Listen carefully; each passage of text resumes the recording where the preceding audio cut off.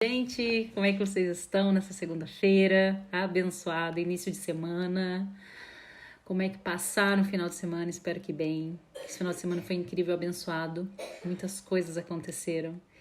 E desde semana passada, Deus está aqui falando comigo para eu compartilhar uma passagem que Ele me trouxe, que fez muito sentido na minha vida. E eu quero compartilhar com vocês, porque é isso que ele me pede, então eu vou obedecer, porque senão isso aqui não sai da minha cabeça, fica assim, ó. Não sei se vocês têm um relacionamento com Deus, se vocês já tiveram uma experiência com Ele, mas quando a gente tem verdadeiramente, a gente precisa compartilhar, a gente precisa transmitir para outras pessoas o que a gente está vivendo. Na semana passada, Deus falou comigo muito e me falava assim, ó. Só veio esse pensamento na minha cabeça. Por isso que a gente tem que observar o que vem na nossa cabeça. Qual é o momento que vem. A gente tem que se observar, sabe? Porque é Deus falando com a gente. Ele fala com a gente diariamente. Só que o nosso ego, os nossos problemas, a nossa mente ficam falando tanta asneira que às vezes a gente não consegue escutar a voz divina falando com a gente, né? É um exercício de você silenciar, você meditar na palavra e saber discernir o que é Deus falando com você e o que não é, né? E vinha muito forte pra mim assim, Mateus 13:14. Mateus 13:14. E eu falei, caramba, né?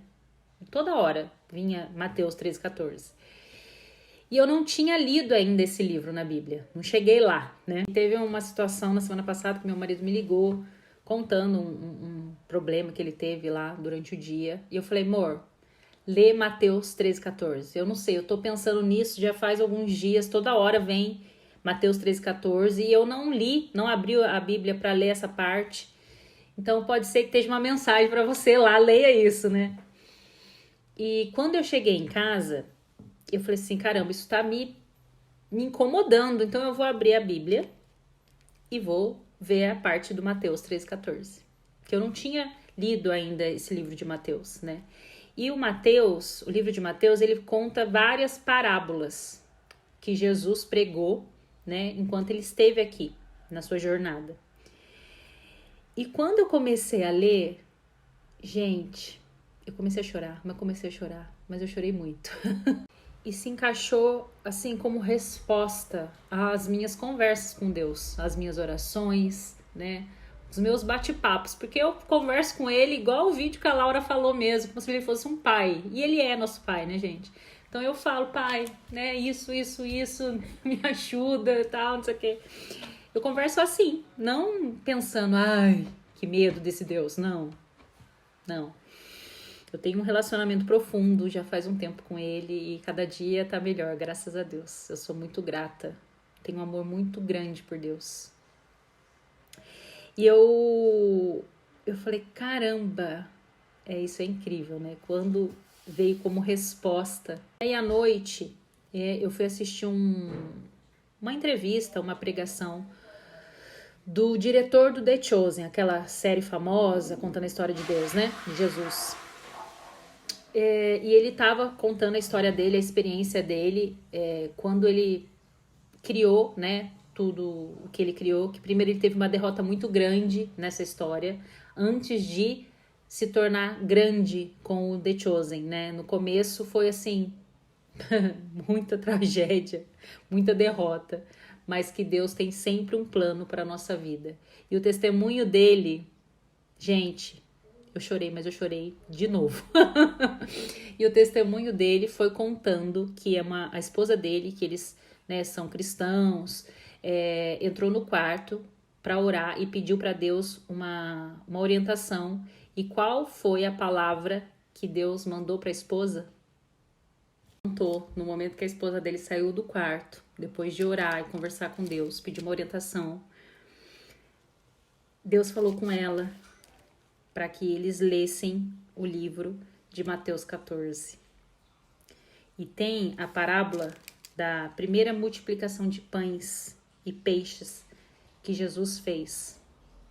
Né? Eu não sei se você conhece essa parábola, eu não conhecia também. Conheci depois que eu vim ler, né? e que fala basicamente assim: a parábola da multiplicação de pães e peixes era que na época, né, Jesus tinha ido orar ao monte e tinha uma multidão de pessoas o seguindo e mais os seus discípulos, e naquela época eles estavam no deserto e não tinha muitos alimentos. Então, quando Deus voltou, tinha aquela multidão de mais de 5.000 pessoas. Os discípulos estavam falando: como que a gente vai mandar esse povo embora? Eles não vão ter o que comer e o que a gente tem não é o suficiente para todo mundo. Eles só tinham 5 pães e 2 peixes. E Jesus pega aqueles pães e os 2 peixes, olha para o céu e abençoa aquele alimento, agradecendo pelo que tem e não pensando na falta, de que não daria para todo mundo. E a partir desse momento que ele agradeceu, ele conseguiu multiplicar e sobrar aqueles alimentos. Foi a primeira vez que ele fez a multiplicação. Então alimentou mais de 5.000 pessoas que estavam ali e ainda sobrou. A história conta aqui na Bíblia, conta que ainda sobrou. Então, o que eu entendo disso, né? E o que também foi contado, né, nessa entrevista que o diretor deu, que o como a gente vai transbordar, o como a gente vai alcançar a prosperidade que a gente precisa, o como a gente vai fazer para pagar aquela conta que está atrasada, como não é com a gente. A gente só precisa dar o que a gente tem, o nosso conhecimento, o nosso tempo, o nosso amor, a nossa dedicação, e colocar nas mãos de Deus a providência, que Ele, só Ele, é capaz de fazer o impossível na nossa vida. E quando a gente tem a certeza de que tudo já está resolvido, Ele resolve. Se você ainda não leu ou não tem costume, e se tiver uma Bíblia, abra no Mateus 13:14. Eu tenho certeza que você vai tirar lições riquíssimas para a sua vida, para a sua história, para a sua realidade. Porque assim aconteceu comigo, assim aconteceu com meu marido, assim aconteceu com o diretor do The Chosen. Então, assim, é uma história viva. A Bíblia é a palavra viva, é a verdade viva, gente. Depois de 2.000 anos, ela ainda é viva e nos direciona para a gente andar na linha reta, no alvo, né? Como eu disse, fora do pecado. O pecado é fora do alvo que Deus tem para a nossa vida. Nosso caminho já está traçado. Ele já sabe o fim, né? E a gente está aqui no começo, pensando como eu vou chegar ao fim. Ele já tem tudo traçado. Só que a gente precisa aprender a confiar nele. Sabe, nesse processo, o que atrasa a gente de conquistar o que a gente quer, o que atrasa a gente de receber a bênção, são as nossas dúvidas. É a nossa falta de fé, a nossa falta de confiança de que Deus tem o controle de tudo e que nada foge aos olhos dele. Inclusive, aqui em Mateus 14 tem uma parábola que fala justamente sobre isso.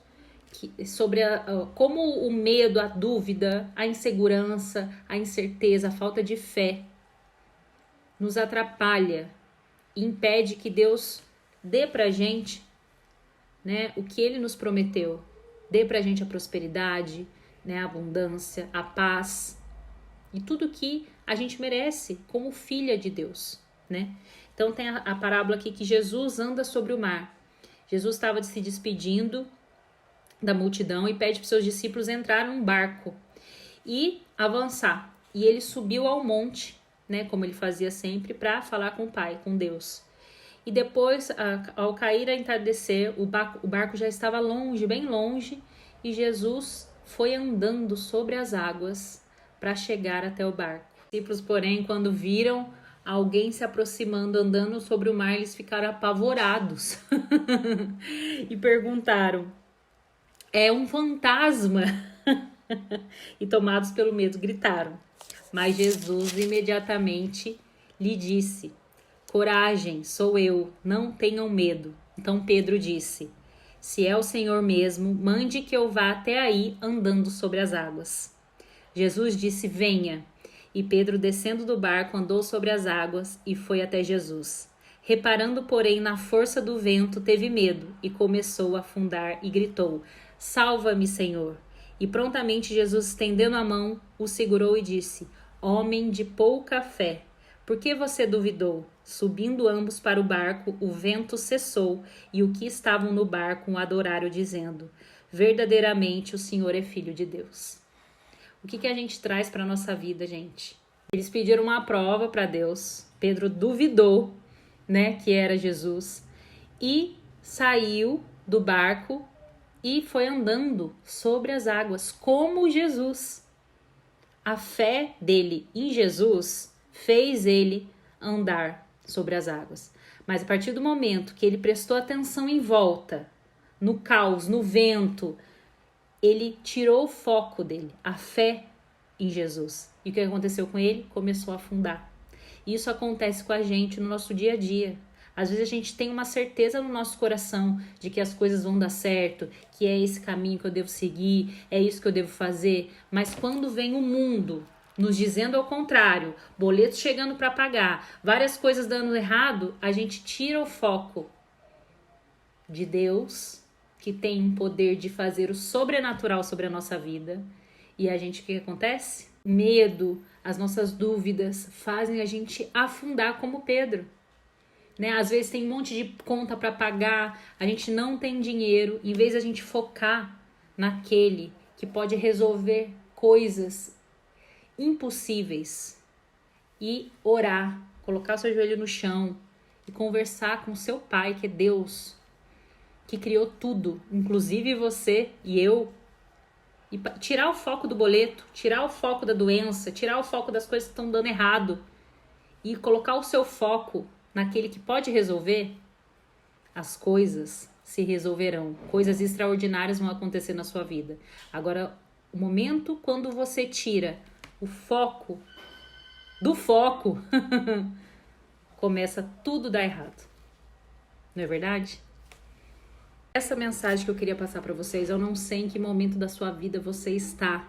Eu só sei que todos nós vivemos vidas muito parecidas, problemas muito parecidos.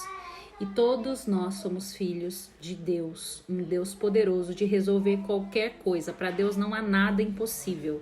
E essa vontade, esse desejo que tem dentro do seu coração, que hoje para você parece impossível, para Ele não é.